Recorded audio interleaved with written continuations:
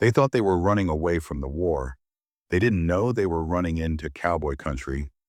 It was still dark when Corporal Ernst Keller pressed his face into the cold dirt under the fence. The wire scraped his back with a hiss, and his breath fogged in the cold Texas air. Next to him, Private Otto Fuchs held the small tin of water they had taken from the mess hall. A coyote howled far away. Keller froze.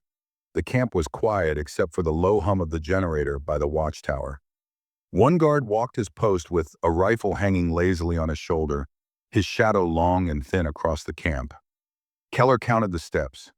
He had done this every night for a week. 12 steps north, 12 south, just like a clock. Now, he whispered. They slipped under the fence, their boots sinking into the wet, heavy grass. Every creak of the wire sounded like thunder. Then, nothing. No shout, no spotlight. The two men stood up slowly, hearts pounding. Ahead was the wide emptiness of central Texas. Open plains, no trees, no mountains, just miles of land and silence. Otto looked east, where the sky began to glow faintly gold. That way? He asked. South, Keller said. Mexico. They started walking. Their steps were unsteady, but their hearts felt light. For the first time in years, no orders, no uniforms, no swastikas, just wind and space. By sunrise, they had crossed a dry creek bed and followed a dirt road towards some faraway trees. Their plan was simple: reach the Rio Grande, find a boat, and disappear into Mexico. They thought it would be easy.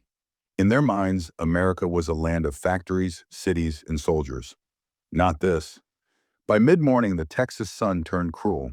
The canteen was almost empty, and the land stretched forever in every direction. They saw an old wooden sign, private ranch property. Keller smirked. Perfect. Maybe we steal a horse. He didn't know the men who owned those horses could track a stranger's footprints like a hunter follows blood. Back at Camp Hearn, the first alarm rang at 9:07 a.m. A guard saw the break in the fence. Within minutes, jeeps roared to life, MPs barking, orders. The camp commander called the local sheriff's office in Bryan County. 2 German prisoners had escaped before dawn, heading south, maybe armed. Sheriff Tom Landry listened quietly, chewing on a toothpick. I'll put the word out, he said, hanging up the phone. Then he turned to a group of ranchers standing nearby. Boys, looks like we got a chase. The men laughed as they grabbed their hats and saddles. Amy's coming too? One asked. Landry shook his head. Don't need the army. This is our land. They won't get far. By noon, the cowboys were on their horses and riding. 6 men, all locals, with rifles, canteens, and more skill reading the land than any soldier. Far away, the sun beat down on the 2 Germans as they stumbled through tall grass. Keller didn't see the horse tracks. He didn't hear the soft whistle in the wind, the cowboy's signal. He only felt the land pressing in, endless and harsh. By sunset, the ranchers found the first clue. A torn boot print by a small pond next to a discarded mess tin showed her in camp. The oldest cowboy knelt, touching the print with 2 fingers. They're heading southwest, he said, and they're tired. He stood up, looking at the orange sarma. They don't know it yet, he added, but they're already home. The scene fades to dusk. Long shadows of riders stretched across the plains. The faint sound of hooves faded into the wind. The narrator closes the opening with a line that sets the film's theme. In war, they escaped the battlefield. In Texas, they would learn what freedom really meant. 2 weeks before the escape, the camp was quiet, almost peaceful. The Texas wind carried the smell of pine and dust through the barracks. Men played chess on boards made from scrap wood, their laughter echoing under the guard towers. Corporal Ernst Keller sat at a table near the back, sitting very straight, his hands careful as he traced a rough map on a torn sheet of paper. Across from him, Otto Fuchs watched nervously, tapping a pencil on the table. Mexico, Keller said, drawing a jagged line south. If we reach the Rio Grande, we're free. Otto frowned. You think they'll just let us walk through? Keller smirked. Better than rotting here like cattle. We're soldiers, not prisoners. Around them, other Germans pretended not to listen. Some thought Keller was a fool. Others secretly admired him. In the evenings, he gathered small groups to whisper plans, trading favors for tools, a file from the mechanic, a pair of pliers from the kitchen. One guard had been careless, leaving a fence. Inspection report in plain view. Keller studied it until he remembered every detail. To him, escape wasn't just about freedom. It was about pride, showing that a German officer could still outthink his captors. That night, he wrote in his diary, "The Americans are soft. They trust too much. They think comfort makes them strong. They don't know what hunger and fear can teach a man." But he was wrong about America and about what strength really meant. The camp itself was strange. Barbed wire and watchtowers surrounded gardens planted by prisoners. The guards were strict, but fair. Every Sunday, a chaplain visited and shook hands through the fence. There were classes, music, even a small library. It wasn't the cruelty Keller expected. It was indifference, and somehow that was worse. Freedom inside a cage. That night, under the soft yellow light of the barracks, he and Otto finished their plan. They would slip out just before dawn, crawl under the eastern fence, and follow the cattle trails until they reached the nearest river. From there, they'd head to Mexico. No one would expect it. As they shook hands, Otto whispered, "Do you really think we could make it?" Keller looked at the horizon, visible even through the tiny barracks window. "We made it through the eastern front," he said.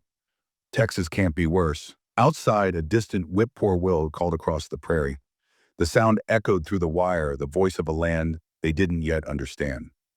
Behind them, an older prisoner, Sergeant Weber, muttered softly from his bunk, "You can escape the fences, boys, but you can't escape America." Neither man answered. They didn't know yet that Weber was right. Beyond those fences waited not danger, but something far more surprising. Kindness. The camera fades to black as Keller hides his diary under the floorboards. The faint hum of the generator comes back. Steady, patient, not bothered. The next morning before dawn, the fence would move for the first time. By noon, the sun was no longer a friend. It felt like punishment. Keller pulled the collar of his worn uniform tight around his neck, but it didn't help against the heat. The air shimmered over the endless grass, and every horizon looked the same, flat, golden, and empty. Otto stumbled beside him, sweat dripping down his face. Their stolen canteen was already half empty. The little bread they had taken from the mess hall had turned to dust in the sun. "You said there would be trees," Otto muttered. "Shade." "There will be," Keller said, though he didn't believe it. The road they followed wasn't really a road, just two wagon tracks cutting through the prairie. No cars, no houses, only fences that seemed to go on forever. Thin barbed wire lines marking ranches bigger than European towns. At first, Keller thought this open space was freedom. No walls, no guards, no watchtowers, just space. But by midday, that space began to feel like it was closing in. It wasn't the freedom he imagined. It was exposure, danger. He looked down and saw his boots were splitting at the seams, dust pouring in with every step. His once neat uniform, a symbol of pride, now stuck to his skin, soaked with sweat. They passed a dry creek bed scattered with cow bones. Otto stopped, staring. "Are we still in Texas?" he asked, almost joking. Keller didn't answer. He was starting to see that in Texas, everything looks like freedom until you try to live in it. By late afternoon, they found a small windmill next to an empty field. A rusty water tank sat under it, the metal groaning softly in the wind. Keller climbed the ladder and looked inside. The water was brown, lined with algae, but to them it looked like salvation. They drank without stopping, gasping between sips. "Do you think anyone saw us?" Otto asked, wiping his mouth. Keller looked around. The plains were quiet. No soldiers, no trucks, just the endless hum of insects and wind. "No one's watching," he said. But someone was. A mile away through the heat waves, a rancher sat on his horse at the edge of his land, binoculars in hand. He had seen them moving hours ago, two figures walking where no one ever went. He didn't call the police. Not yet. He just watched, waiting. "Poor fools," he whispered. "They don't know what kind of country they're in." As dusk came, Keller and Otto collapsed by a fence line, too tired to talk. They had walked maybe 10 miles, but it felt like a whole continent. Keller looked up at the stars coming out above them. No lights, No sounds of war, just silence. For the first time since escaping, he felt something strange. Not freedom, but smallness, he whispered to himself. So much land, so few people. How do they control all of this? Otto didn't answer. He was already asleep, his head on his pack. In the distance, a lone coyote howled, and beyond the hills, the first riders were already saddling up. By dawn, the Texas plains were alive again, not with soldiers, but with horses. The ranchers had gathered at the local sheriff's office before sunrise. 6 men, worn by sun and wind, their faces showing the patience of people who had spent their lives reading the land. Sheriff Tom Landry leaned against his truck, holding a folded telegram from Camp Hearn. 2 German prisoners had escaped before dawn, maybe armed, heading southwest. He chewed on the end of his matchstick and said, "They won't last the weekend." A younger cowboy, Will Turner, laughed. "What makes you so sure, Sheriff?" "Those Germans marched across Europe," Landry said, looking at the horizon. "Europe doesn't have mesquite thorns or rattlesnakes." The men laughed as they mounted their horses, rifles hanging loosely over their saddles. No one was angry. No one was looking for blood. For them, it wasn't war. It was just routine. Someone had wandered off their land, and it was their job to bring them back. As they rode, the sun rose higher, turning the fields gold. Hooves hit dry soil, dust curling around their boots. Each man carried a canteen, a coil of rope, and a quiet sense of pride.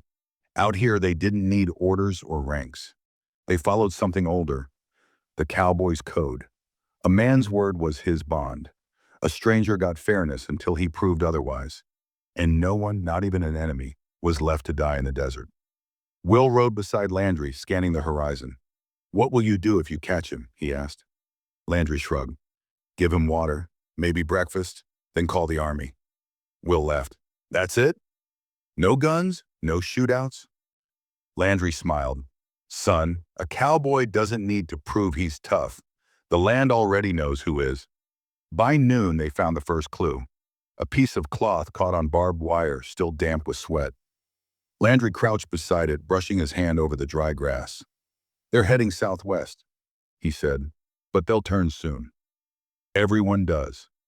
"Why?" Will asked. "Because out here," the sheriff said, standing, "you can see freedom for miles until you realize you've been walking in circles." A few miles ahead, Keller and Otto stumbled along, not knowing the riders were getting closer. Otto's lips were cracked, his steps uneven. Keller tried to stay calm, but his pride faded with every step. When they finally saw a windmill in the distance, Keller smiled faintly. "Water," he said. But before they reached it, a faint sound came through the wind. The sound of horses. Otto froze. "What? You hear that?"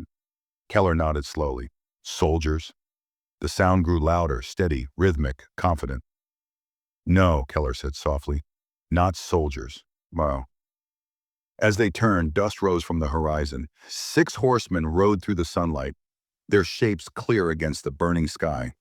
The 2 Germans didn't know it yet, but the men chasing them weren't after revenge. They were coming to teach something that war never could.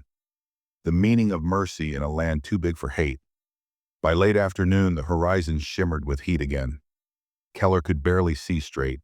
His uniform was torn, his hands blistered from climbing barbed wire and moving through thorn bushes. Otto was worse, his lips bleeding, his breath short. They hadn't seen a road or a farmhouse in hours, just windmills and dust. Then, faintly, the sound of hooves came again. Closer this time. Keller grabbed Otto's shoulder. "We hide," he hissed, pulling him toward a shallow ditch with mesquite. They crouched low, hearts pounding. The steady thud of horses grew louder, then stopped. A voice called out, calm, almost casual. "You boys lost?" Keller froze. The English was smooth, slightly mixed with that lazy Texan drawl. Otto whispered, "They found us." Keller peeked over the edge of the ditch. 6 riders sat still on their horses, shapes outlined by the setting sun. Wide-brimmed hats, rifles hanging low, relaxed but ready. Sheriff Landry nudged his horse forward. "You 2 fellas from Camp Hearn?" Keller didn't answer. He wasn't sure if it was a trick. Landry sighed. Ain't no use hiding, son. We've seen your tracks for 10 miles. You did good, though. Most don't make it this far. The calm voice threw Keller off. No shouting, no threats, just talking. Finally, Keller stood, hands raised a little. Otto followed, shaking. Don't shoot, Keller said in broken English. Shoot! Landry chuckled. We didn't even bring enough bullets for coyotes. The cowboys got off their horses slowly and carefully. One handed Keller a canteen. Here, he said. Water first. Questions later. Keller stared at it like it might be poisoned. Then he drank. Long, desperate gulps that burned his dry throat. Otto wiped his mouth and whispered, Why are they helping us? Will Turner, the youngest cowboy, grinned, because dying in our county is bad for business. The men laughed softly. Even Keller, despite himself, smiled. They put the prisoners on 2 spare horses, tying their hands loosely, more for show than need. As they rode back toward town, the conversation felt unreal. You boys from Germany, huh? Will asked. Yes, Keller said quietly. Guess that explains the accent. You ever ride a horse before? Keller shook his head. No. Well, Will said, grinning, you're in for a treat. Try not to fall off. The sheriff hates paperwork. The men laughed again, and for a moment the war felt 1,000 miles away. When they reached a small creek, Landry called for a stop. He handed each prisoner a piece of jerky. Otto looked at it suspiciously. What is this? Beef, Landry said. You're in Texas now. We eat cows more than we shoot guns. Keller hesitated, then bit into it. It was tough, salty, and incredible. He looked up at the sheriff, still chewing. You treat prisoners like guests? Landry shrugged. Your people. War is over soon. Anyway, for the first time, Keller didn't feel like a soldier or a captive. He felt human. As the group continued toward the setting sun, Otto whispered, These men, they don't hate us. Keller nodded slowly. That's what makes them dangerous. Landry overheard and smiled faintly. Son hates easy, works harder. The words hung in the air, more powerful than any bullet or order. When they reached the edge of town, a group of locals waved as the riders passed, not with anger, but with curiosity. Children pointed at the prisoners on horseback, and one old rancher called out, Don't let them outwork you, Tom. The crowd laughed. Keller looked at them all, the relaxed faces, the easy laughter, the absence of fear, and finally understood what had broken Germany's war machine. It wasn't firepower or numbers. It was this, an unshakable calm born of freedom. As the camera pans up, the group rides toward the sunset, the war behind them, and something very different waiting ahead. By late afternoon, the horizon blurred with heat again. Keller could barely see straight. His uniform was torn, his hands blistered from climbing barbed wire and stumbling through thorn bushes. Otto was worse, his lips bleeding, his breath shallow. They hadn't seen a road or a farmhouse in hours, just windmills and dust. Then, faintly, the sound of hooves returned. Closer this time. Keller grabbed Otto's shoulder. We hide, he hissed, pulling him toward a shallow ditch lined with mesquite. They crouched low, hearts hammering. The rhythmic thud of horses grew louder, then stopped. A voice called out, calm, almost casual. You boys lost. Keller froze. The English was smooth, slightly accented with that lazy Texan drawl. Otto whispered, They found us. Keller peered over the edge of the ditch. 6 riders sat still on their horses, shapes outlined by the setting sun. Wide-brimmed hats, rifles hanging low, relaxed but ready. Sheriff Landry nudged his horse forward. You 2 fellas from Camp Hearn. Keller didn't answer. He wasn't sure if it was a trick. Landry sighed. Ain't no use hiding, son. We've seen your tracks for 10 miles. You did good, though. Most don't make it this far. The calm voice threw Keller off. No shouting, no threats, just talking. Finally, Keller stood, hands raised a little. Otto followed, shaking. Don't shoot, Keller said in broken English. Shoot, Landry chuckled. We didn't even bring enough bullets for coyotes. The cowboys got off their horses slowly and carefully.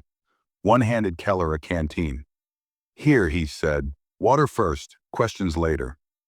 Keller stared at it like it might be poisoned. Then he drank. long, desperate gulps that burned his dry throat. Otto wiped his mouth and whispered, "Why are they helping us?" Will Turner, the youngest cowboy, grinned, "Because dying in our county is bad for business." The men laughed softly. Even Keller, despite himself, smiled. They put the prisoners on two spare horses, tying their hands loosely, more for show than need. As they rode back toward town, the conversation felt unreal. "You boys from Germany, huh?" Will asked. "Yes," Keller said quietly. "Guess that explains the accent. You ever ride a horse before?" Keller shook his head. "No." "Well," Will said, grinning, "you're in for a treat. Try not to fall off. The sheriff hates paperwork." The men laughed again, and for a moment the war felt 1,000 miles away. When they reached a small creek, Landry called a stop. He handed each prisoner a piece of jerky. Otto looked at it suspiciously. "What is this?" "Beef," Landry said. "You're in Texas now. We eat cows more than we shoot guns." Keller hesitated, then bit into it. It was tough, salty, and incredible. He looked up at the sheriff, still chewing. "You treat prisoners like guests." Landry shrugged. "Your people. War's over soon anyway." For the first time, Keller didn't feel like a soldier or a captive. He felt human. As the group continued toward the setting sun, Otto whispered, "These men, they don't hate us." Keller nodded slowly. "That's what makes them dangerous." Landry overheard and smiled faintly. "Son hates easy, works harder." The words hung in the air, stronger than any bullet or order. When they reached the edge of town, a group of locals waved as the riders passed, not with anger, but with curiosity. Children pointed at the prisoners on horseback, and one old rancher called out, "Don't let them outwork you, Tom." The crowd laughed. Keller looked at them all. The relaxed faces, the easy laughter, the lack of fear, and finally understood what had broken Germany's war machine. It wasn't firepower or numbers. It was this, an unshakable calm born of freedom. As the camera pans up, the group rides toward the sunset, the war behind them, and something very different waiting ahead. The next morning, Keller woke to the smell of bacon. For a long, quiet moment, he didn't move. He lay on a cot inside the camp infirmary, staring at the wooden beams above. Sunlight streamed through the small window, painting golden bars across the floor. For a second, he thought it was a dream. Otto was asleep beside him, snoring lightly, bandaged and safe. Then Keller heard it again. That soft, sizzling crackle that didn't belong in any prison he had imagined. Bacon, real bacon. Outside, he could hear the faint hum of voices, laughter, and the creak of wooden benches.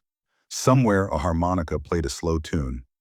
Easy, lazy, unhurried. Keller sat up. His clothes were clean, folded on the chair. Someone had left a cup of coffee beside his bed, still warm. He picked it up slowly, inhaling the smell. Rich, dark, almost sweet. When the door opened, it wasn't a soldier with a rifle. It was Sheriff Landry holding a plate. "You look half alive," the sheriff said. "Figured we'd fix that." He placed the plate on the table. Scrambled eggs, bacon, bread, and a small square of butter melting in the heat. Keller stared. "For me?" Landry raised an eyebrow. "You think I cooked this for myself?" Keller laughed softly, still unsure if he should eat. Otto woke, blinking at the plate like it was a mirage. Landry poured them both coffee and leaned against the doorframe. "You two gave us a good chase," he said. "Almost made me break a sweat." Otto smiled weakly. "In Germany," he said slowly, "this would be impossible." "What?" "Breakfast?" Landry asked. "No," Keller said. "Mercy." The sheriff's expression softened. "Mercy's cheap," he said. "Doesn't cost a man much to be decent." For a while, the only sound was the clink of forks and the faint hiss of bacon fat cooling on the plate. Keller ate slowly, as if afraid it might disappear. Otto kept looking at his hands, then around the room like he couldn't decide what world he was in. "We thought America would hate us," Keller said quietly. "We were told if captured, we'd be beaten, starved, humiliated."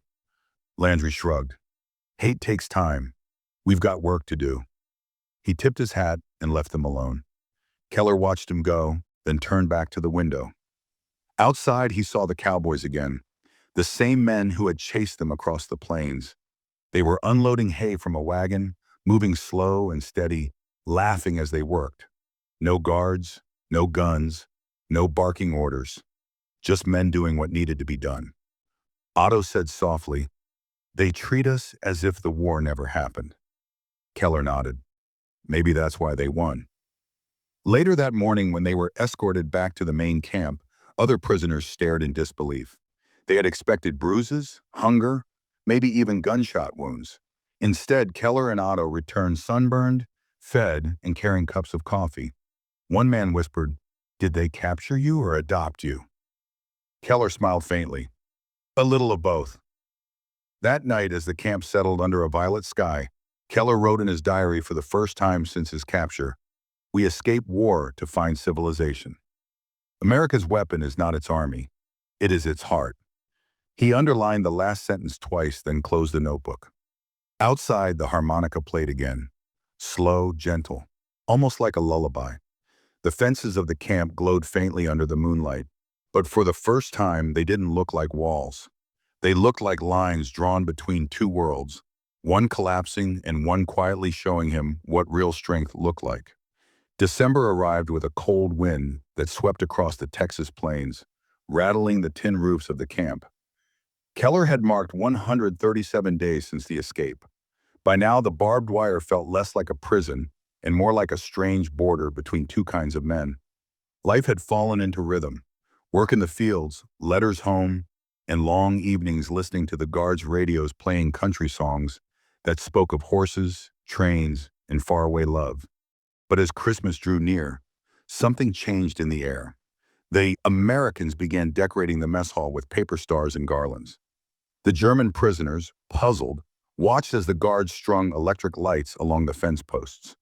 When a group of Texan wives arrived carrying baskets of food, the camp buzzed with disbelief. Sheriff Landry called the men together. "Tomorrow's Christmas," he said simply. "You fought hard and you lost hard, but nobody deserves to eat alone on Christmas." The next evening, as the sun set red over the horizon, the Germans were marched not to the mess hall, but outside to a long wooden table under the open sky. It was covered with steaming dishes, roasted turkey, cornbread, potatoes, and something they hadn't seen in years. "Butter," Otto whispered. "This cannot be real." Keller looked around at the flickering lanterns, the smiling faces, and the scent of pine in the air.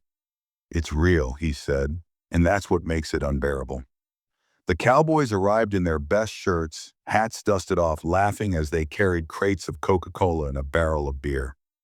Someone cranked a phonograph, and the soft twang of a country tune drifted across the field. A few of the German men crossed themselves before sitting. Others stared silently at their plates, unsure if this was a trick. Then Landry raised his glass. "To peace," he said, "and to men who made it through hell." The prisoners hesitated, then lifted their cups. The sound of glasses touching echoed through the night. When the first Coca-Cola was passed down the table, Otto sniffed it suspiciously. "It's sweet," Keller said after tasting. "Too sweet." Otto grinned. "Then maybe that's how peace should taste." Laughter broke out, cautious at first, then full and loud. Someone brought out a guitar, and a young guard began to sing. A German prisoner joined him on harmonica. The notes were different, but the rhythm was the same. Two nations keeping time in the same heartbeat. Later, when the stars were bright and the fire burned low, one of the Texans leaned toward Keller. "You ever think about escaping again?" he asked. Keller looked around at the food, the music, the laughter. "From this," he said softly, "never." When the night ended, the prisoners were escorted back to their barracks. No one spoke. The silence wasn't heavy. It was sacred. In his diary, Keller wrote one final line before sleep. "They gave us Christmas, and in doing so, they took away our hate." 2 weeks after Christmas, Keller was assigned to a new work detail outside the camp, the repair yard near the small airfield at Camp Hearn. It was strange at first. The fences disappeared and the guards seemed more like escorts than wardens. The air smelled of oil and dust, the same scent he had known in his Luftwaffe days. But here there was no shouting, no Gestapo, no slogans, just the rhythmic sound of hammers, engines, and men at work. The project was simple, repairing damaged training aircraft used by American pilots. The irony was brutal. Keller, who once flew over France to shoot down these very planes, now patched their wings. Otto complained under his breath. "We build what we once tried to destroy." Keller looked up from his work. "Maybe. That's the point." One of the American mechanics, a quiet man named Hank, noticed Keller's precision. He was impressed by the way the German handled tools. Careful, deliberate, almost reverent. "You been doing this long?" Hank asked. "Before the war," Keller replied. "I was an engineer." Hank smiled. "Guess that explains it. You fix them better than my boys do." Keller said nothing, but the compliment lingered longer than any medal he'd earned in Germany. By noon, the Texans brought sandwiches and bottles of Coca-Cola. Cola. No one separated the groups. They ate together, leaning against the wings of half-finished planes. Otto sat silently staring at his drink. "I don't understand these people," he muttered. "They win, but they don't humiliate." Keller sipped his soda, watching Hank toss a wrench to another mechanic with a grin. "That's because they don't fight for pride," he said. "They fight to go home." A few days later, an army captain arrived from Fort Worth to inspect the work. He was surprised to see the German prisoners laboring side by side with the American workers. "They're not under guard?" he asked. Hank shrugged. "Don't need to be." "Where are they going to run?" "Mexico?" The captain laughed, but Keller didn't. He knew the truth. He didn't want to run anymore. He had found something here that no battlefield had ever offered. Respect without rank, work without fear, and a sense of belonging built not on ideology, but on decency. That evening, as the sun bled across the horizon, Keller lingered by. The hangar, he ran his hand over the smooth curve of a repaired wing, the metal cool under his palm. For the first time in years, he felt pride without guilt. Otto joined him, quiet as ever. "You think they'll ever forgive us?" Keller watched the orange sky fade to gold. "I don't think they care about forgiveness," he said. "They just keep building." When they returned to the camp that night, Keller felt something shift inside him. The fences no longer looked like cages. They looked like borders of a lesson about strength, mercy, and the quiet dignity of work. In his diary, he wrote, "We came here as prisoners. We became witnesses. Their weapon was not the gun.